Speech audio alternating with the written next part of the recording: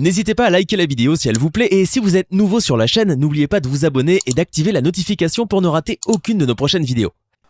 Bonjour chers internautes de Léon Joléo, vous nous suivez de partout à République démocratique du Congo, également dans les diasporas. Je sais que vous êtes nombreux. Vous êtes branchés sur la chaîne Léon Joléo. Aujourd'hui, nous recevons Monsieur Jacques Alex. Il est citoyen vivant à Butembo. Également, il est analyste politique. Vous suivez de près et de loin la situation de l'Est de la République démocratique du Congo. Monsieur Alex, je rappelle que vous êtes relationniste. Quelles sont les dernières informations que vous avez? Oui, comme vous l'avez bien dit, messieurs les journalistes, nous vivons à Butembo. Présentement, à l'heure actuelle, je reviens de la ville, du centre-ville. Les magasins n'ont pas ouvert leurs portes. C'est parce qu'il y a eu des communiqués ou des tracts où certains groupes de pression ont annoncé la poursuite des journées villes mortes, demandant à la population d'observer ces journées, de réclamer aussi la sortie de la MONUSCO dans notre ville, en particulier et le départ total de la MONUSCO à République démocratique du Congo. C'est ce que nous avons comme information, c'est que au moins ça me donne aussi cette appréciation de la population qui commence à respecter n'importe qui commence à se réveiller en annonçant si c'est pour l'intérêt de la MONUSCO ou bien si c'est pour l'intérêt de la population. Néanmoins, la population a compris que si le message est focalisé et on met petit truc qui a dit que nous réclamons le départ de la MONUSCO, la population respecte ça. C'est qu'au moins, ça montre que toute la population bibolaise est prête ou bien est préparée pour que la MONUSCO puisse quitter ou dégager la ville de Butembo ou dégager toute la République démocratique du Congo en général. Monsieur Jacques Alex, vous êtes politique et analyste, mais également vous êtes je rappelle que vous êtes dans le parti politique cher à Monsieur Vital Kamere. La MONUSCO est sous menace et qui reconnaît finalement que le Rwanda sécurise l'est de la République démocratique du Congo. Monsieur Alex, vous êtes relationniste. Qu'est-ce que cela signifie concrètement? Bon, vous savez, nous sommes en République démocratique du Congo. Si vous essayez d'analyser les différentes missions des Nations Unies sur l'échiquier mondial, on nous dit que c'est la mission du Congo, notamment la MONUSCO, qui prend beaucoup de milliards d'argent. C'est que c'est la mission qui coûte cher au niveau des Nations Unies. Alors, quand la MONUSCO, qui est le représentant direct des Nations Unies à République démocratique du Congo, confirme que c'est le Rwanda qui menace la République démocratique du Congo. Moi, de ma part, je vois qu'au moins le président de la République ou bien la nation congolaise est en train de promouvoir sa diplomatie. C'est qu'actuellement, nous faisons une diplomatie ouverte parce que nous n'allons pas nous gâcher les affaires. Au moins, les États-Unis financent, ou les États-Unis d'Amérique financent les missions de la MONUSCO à plus de 80%. Oh, c'est les États-Unis d'Amérique qui parrainent le Rwanda. Alors, le Sénat américain, en passant par les institutions président de la République des États-Unis, qui parrainait la République du Rwanda, et que la MONUSCO parvient à annoncer que c'est le Rwanda qui agresse la République démocratique du Congo comme analyste politique ou bien comme analyste en relations internationales, moi je pense qu'au moins il y aura basculement des enjeux politiques sur la scène internationale. C'est que cela prouve que le président de la République, M. Félix Antoine Tshisekedi Tshilombo, en passant par notre ministre des Affaires étrangères, commence à faire des lobbying sur l'arène internationale qui prouve que c'est le Rwanda réellement qui agresse la République démocratique du Congo. Et c'est là, quand c'est la MONUSCO qui prouve ça, moi je pense que c'est l'avancée déjà politique ou c'est l'avancée politique sur le plan diplomatique. Mais Néanmoins, cela n'est pas le fruit du hasard. Parce que les semaines dernières, vous comprendrez avec moi qu'il y a eu des différentes secousses populaires sur toute l'étendue de la République démocratique du Congo. C'est que la pression populaire aussi influence les décisions ou les grandes décisions des décideurs du monde. Moi, je sais que c'est la pression populaire, à passer par la diplomatie du président de la République. C'est maintenant que la MONUSCO commence à comprendre que oui, c'est exactement les Rwandais qui financent ou les groupes rebelles, ou bien c'est les Rwandais qui déstabilisent la République démocratique du Congo. Néanmoins, vous savez, il y a la stratégie, mais cela ne doit pas aussi, nous ne devons pas nous contenter seulement aussi par les déclarations simples.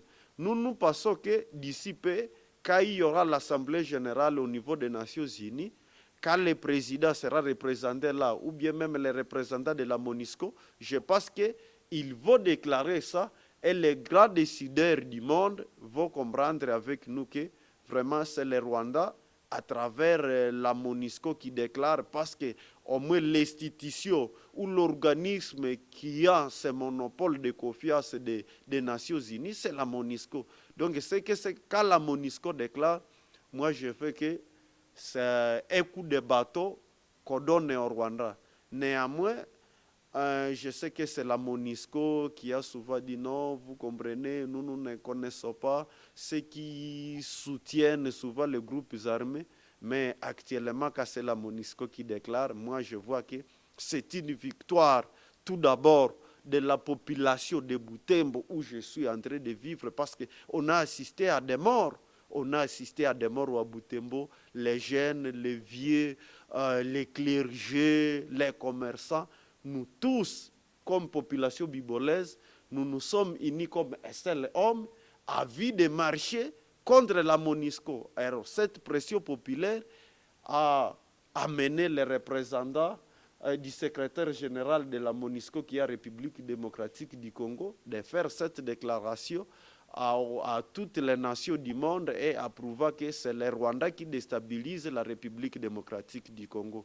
Moi, je pense que nous ne cessons pas de demander à notre président de la République de continuer toujours avec cette diplomatie ouverte. Alors, messieurs les journalistes, vous aviez évoqué un concept en disant que je suis militant aussi des partis politiques et l'INC. Et c'est là où je dois vous montrer que vers 2010, quand mon président Vital Kamerhe a été contraint de laisser son poste de président de l'Assemblée nationale parce qu'il avait annoncé cette première entrée des troupes rwandaises sur le sol congolais.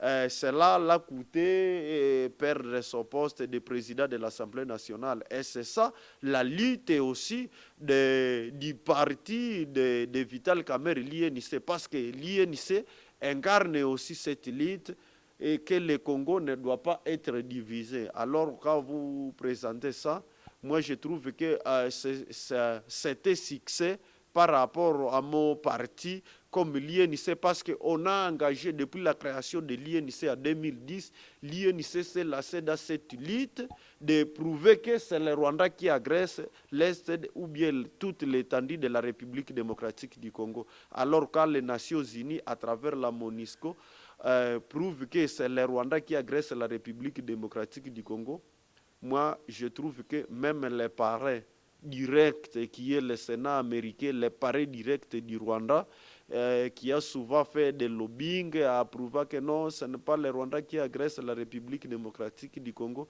quand c'est prouvé comme ça par l'institution spécialisée qui est la MONUSCO des Nations Unies. Moi, je trouve que c'est une victoire de toute la population congolaise et c'est une victoire en général de la population de Butembo qui s'est lancée dans une lutte de prouver à la face du monde que la mission onusienne qui est la République démocratique du Congo n'est pas favorable ou ne nous aide à rien. Monsieur Jacques, je rappelle que vous êtes internationaliste, relationniste, voulais-je dire, mais avec vous, Monsieur Jacques, si la RDC donne encore la chance au contingent de la MONUSCO, pensez-vous que vraiment ils vont encore améliorer leurs interventions ici à la République démocratique du Congo? Moi, je ne passe pas parce que vous comprendrez avec moi que c'est depuis 1997 que la mission onusienne est ici. On est parti d'une mission d'observation à République démocratique du Congo où on a voté les différentes chartes ensemble. C'est vers les années après 2007, on est parti du chapitre 17 où les contingents de la MONUSCO devaient faire face directe à des rebelles.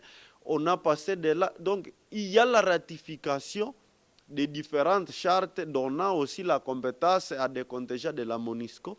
Mais c'est avec inquiétude où nous constatons qu'on a voté la charte permettant à des troupes ou à des contingents de la MONUSCO d'intervenir directement. Mais quelquefois, nous entendons leur porte-parole sur les médias en train de dire non, il faut que nous attendions l'ordre de notre chef d'état-major, par exemple. Parce qu'au moins la MONUSCO, qui est ici à République démocratique du Congo, est composée par des contingents de différentes nations. Nous avons des Tanzaniens, nous avons des Malawites, nous avons des Marocains.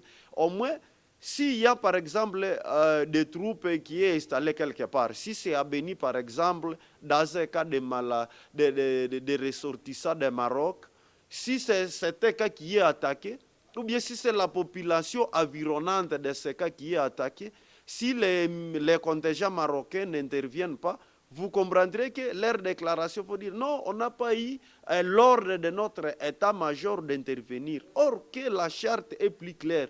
En cas d'intervention, il faut intervenir en cas de nécessité quand la population est agressée. C'est là où je me dis que donner la chance encore à des contingents de la MONUSCO d'intervenir, moi de ma part, ce n'est pas favorable. Néanmoins, moi je pense que d'ici décembre, le mandat prendra fin.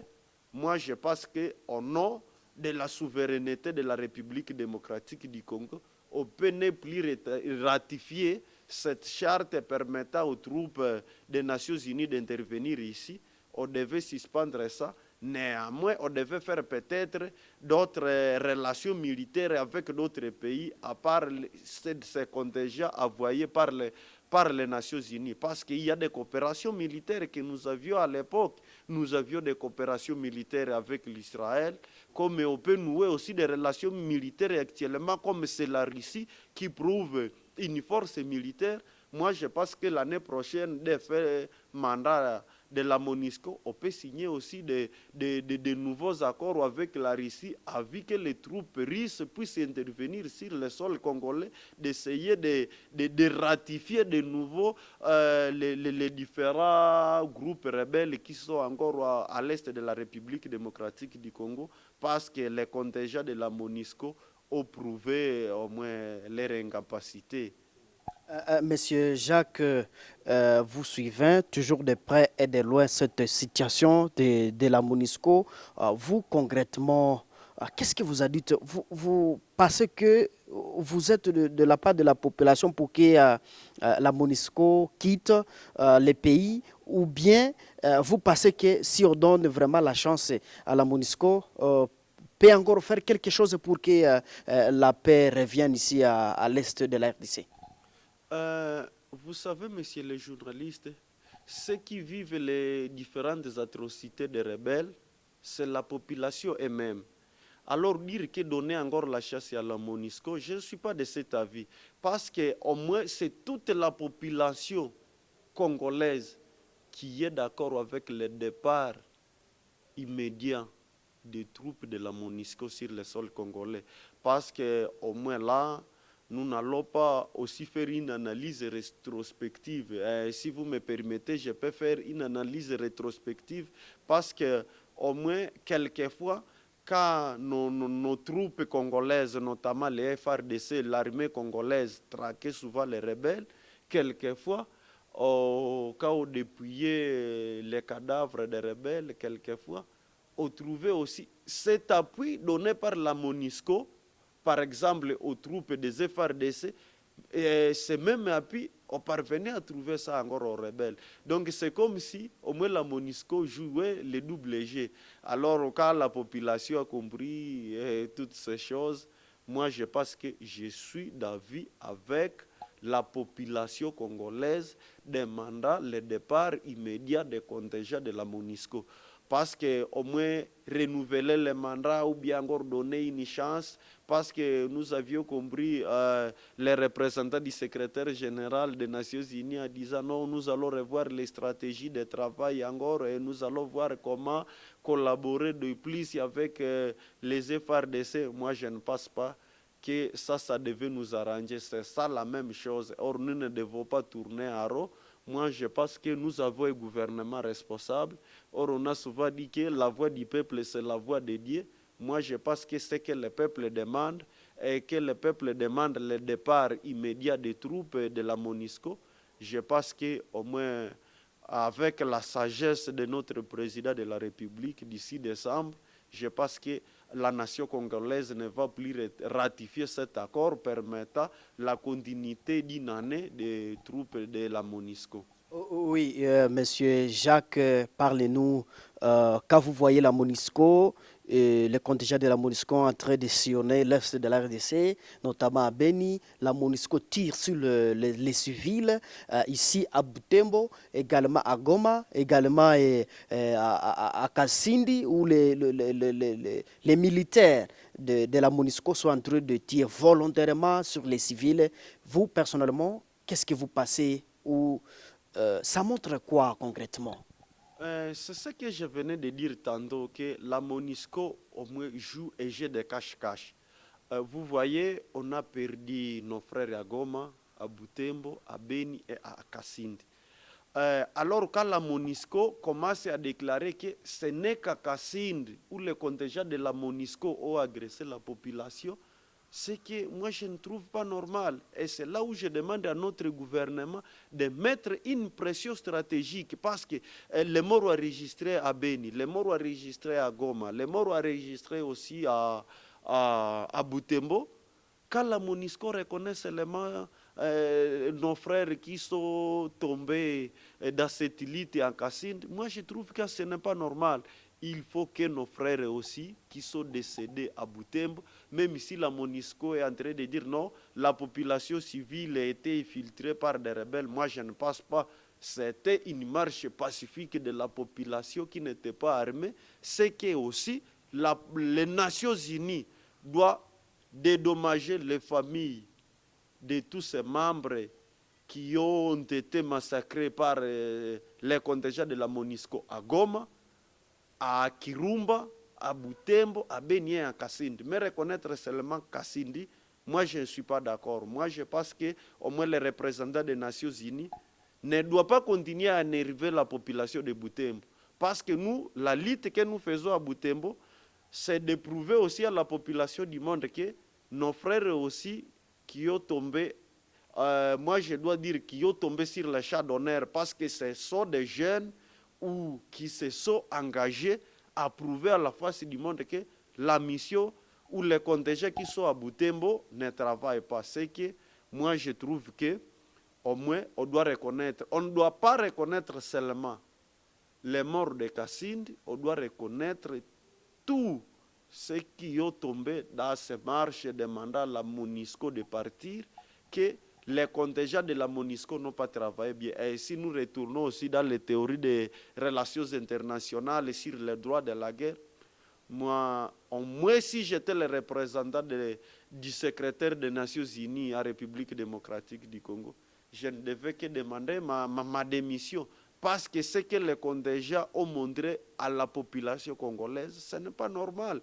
Parce que ce sont des contingents qui sont formés sur les droits de la guerre, tirés sur la population civile. Non, ça donne du ridicule vraiment à une mission qui se respecte et à une mission des Nations Unies et à des contingents qui sont censés protéger la population civile. Donc il n'y a pas eu réciprocité de la force. Quelqu'un qui vient seulement avec un bout de papier ou un calico là où on mentionne seulement que la MONUSCO doit partir et que les contingents de la MONUSCO répliquent par des coups de canon, moi je ne trouve pas ça normal. Or ce sont des militaires bien formés. Peut-être si c'était des canons qui ont été tirés à l'air pour essayer de dissuader la foule, là je devais comprendre. Mais c'était des balles réelles parce qu'on a assisté à des centaines de morts dans les 3 villes et dans toutes les agglomérations qui hébergent toujours les contingents parce qu'on a assisté à des morts à Kirumba, partout. C'est que moi, je trouve que cette mission où les contingents des Nations Unies qui sont en République démocratique du Congo, moi, de ma part, je dirais que ce sont des experts, ce sont des infiltrés dans cette mission pour venir augmenter encore le carnage que nous vivons ici. Parce qu'assister à plus de 30 morts dans 2 jours, ça, ce n'est pas normal. C'est l'unique carnage que nous avons vécu en République démocratique du Congo depuis 1997 en République démocratique du Congo, où les contingents parviennent à massacrer tas de morts ou tas d'individus non violents. Oui, et Monsieur Jacques, la population vraiment est mobilisée pour le départ de la MONUSCO. Qu'est-ce que vous pouvez donner comme message aux jeunes là qui sont en train de lutter pour que vraiment la MONUSCO quitte la RDC? Moi, le message que je dois donner à toute la population, c'est de continuer toujours avec cette même lutte parce que la lutte que la population a faite, ça a été une lutte pacifique parce qu'au moins la population n'était pas violente. Et c'est par la lutte qu'on doit se libérer et c'est par la lutte qu'on trouve la démocratie. Même les pays qui se disent plus démocratiques, si vous essayez d'analyser leur histoire, c'est la population qui s'est engagée et c'est lancée dans une lutte pour accompagner ce gouvernement. Moi, je dirais à toute la population ou à toute la jeunesse de Butembo de continuer avec cette lutte parce que la paix tue la nation. Nous devons nous lancer dans une lutte, mais une lutte pacifique et une lutte démocratique, comme ce que nous avions montré dans des manifestations qui se sont passées. Ça a été une lutte démocratique et une lutte pacifique. Néanmoins, ce sont les contingents de la MONUSCO qui ont brutalisé la population dans une lutte démocratique et une lutte pacifique.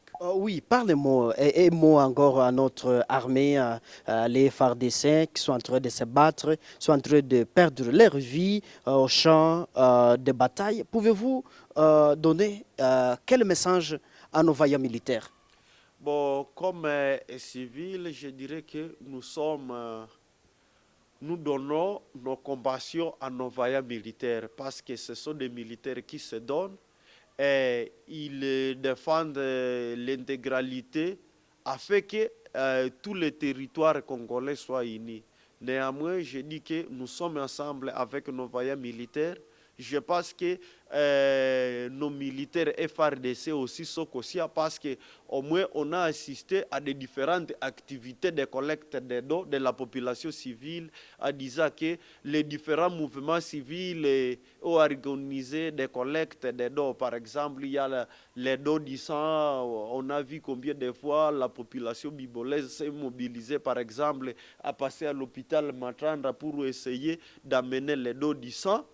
On a vu les différents mouvements des jeunes, en passant par les associations des jeunes, les associations féminines, en train de collecter des habits et peu de nourriture, pouvant amener à Beni, à Rutshuru, à Goma, là où nos vaillants militaires se donnent à vie de sauvegarder l'intégralité de notre territoire. C'est que moi, je dis à nos militaires de continuer toujours avec cette lutte parce que l'unique espoir que nous avons comme population civile, c'est l'espoir de nos vaillants militaires FARDC. C'est avec eux que nous devons obtenir cette indépendance totale.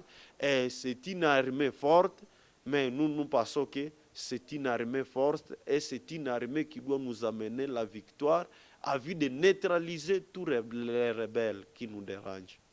Merci, Monsieur Jacques. Je rappelle que vous êtes relationniste. Merci, chers internautes, de nous avoir suivis. Je suis Mme Penzi Manzekele à la présentation. Ne manquez pas de vous abonner sur notre chaîne Léo Njo Léo pour ne pas rater de nos prochaines vidéos. Au revoir. N'hésitez pas à liker la vidéo si elle vous plaît et si vous êtes nouveau sur la chaîne, n'oubliez pas de vous abonner et d'activer la notification pour ne rater aucune de nos prochaines vidéos.